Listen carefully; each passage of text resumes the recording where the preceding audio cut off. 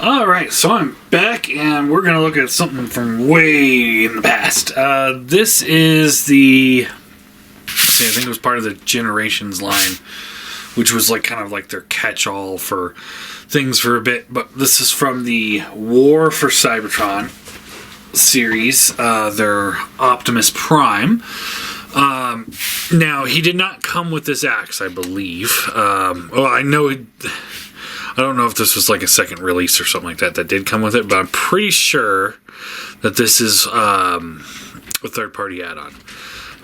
But it's pretty cool. It's a nice big beefy axe. You just untab from here, and you can untab, slide it out from the hand there.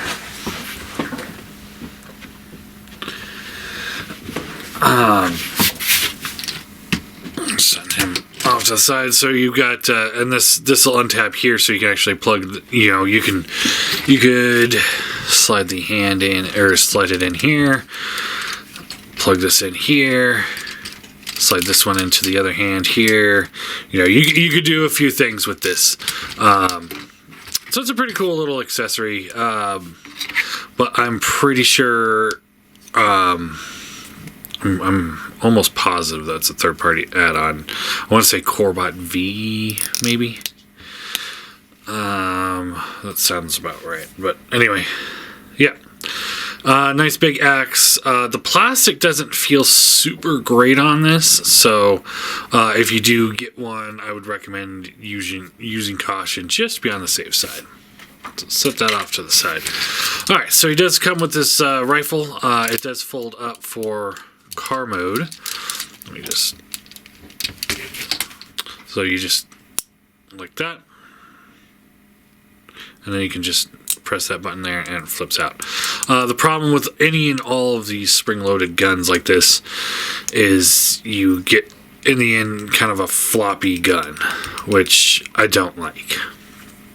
But it does look good outside of that. Like, if you were to glue this into place, I think this gun would look pretty good.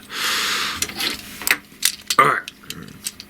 As for the figure itself, sculpt-wise, it looks great. This is the one, I'm pretty sure I had the upscaled Nemesis version of this at one point, and it was pretty cool.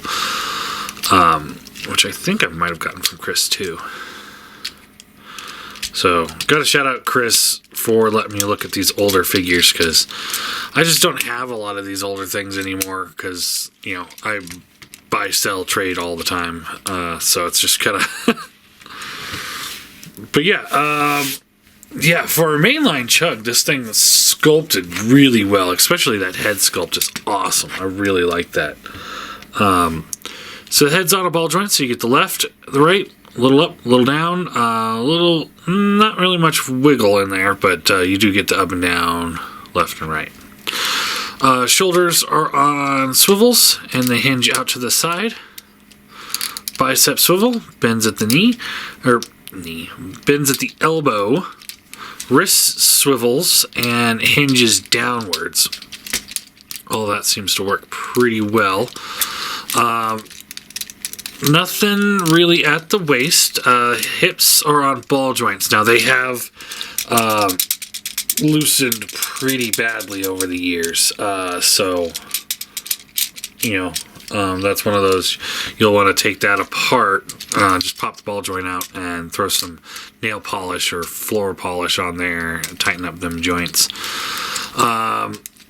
Goes back to there, then it gets caught up on these panels. You can kind of move the panels out of the way if you want to kind of get a little bit more mobility there, and only up to about here forward. Out to the side works fine. Thigh swivel. There's a double hinge knee, so you get a good range of motion there. And hinge and ball joint. Now, this was one of those figures when it first came out. I was a little I really liked this one. It was the Fall Cybertron one that came out a couple years later that I was irritated at. Like, why are we rehashing a great figure? And I'm pretty sure he was the same scale, the same deluxe scale, but I think he was a little shorter. It's like there's so many characters from that game, and it's like, why aren't we making the rest of these characters? It was just kind of a bummer. Luckily, Planet X came along and really kind of carved out a really good niche there for these characters. Scale wise, this is where this guy comes into a little bit of a problem. Like if you modern Voyager, I mean, obviously a Voyager should be bigger than a Deluxe, right? But he's still Optimus Prime. He should have been a Voyager. He should have been a lot bigger. So the Starscream is like a full head taller. So this doesn't quite work in that scale.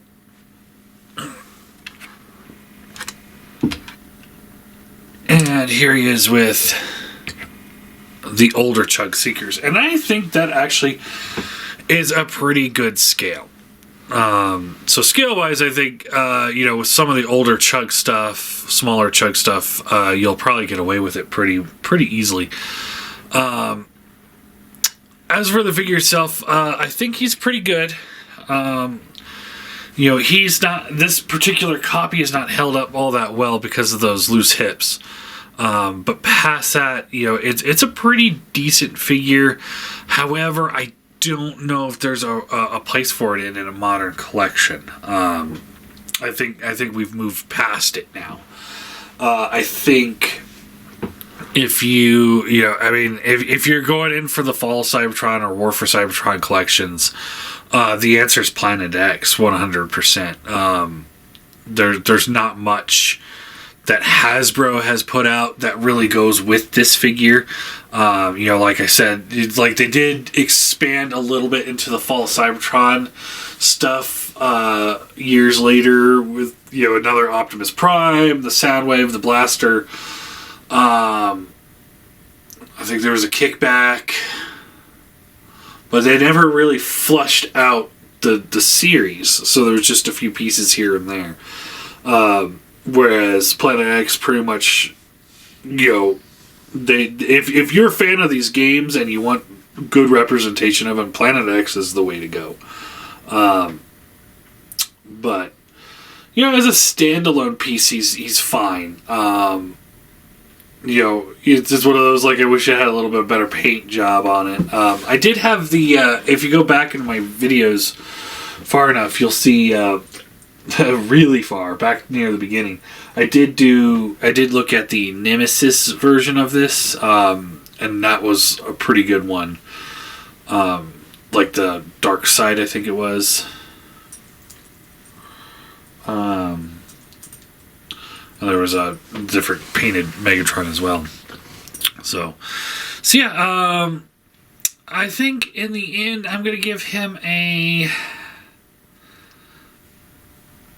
7 out of 10. The figure itself holds up pretty decently. It's just finding a place for it that's going to be the biggest challenge. And then also some of those joints need to be tightened up. So yeah, I guess that's all I got.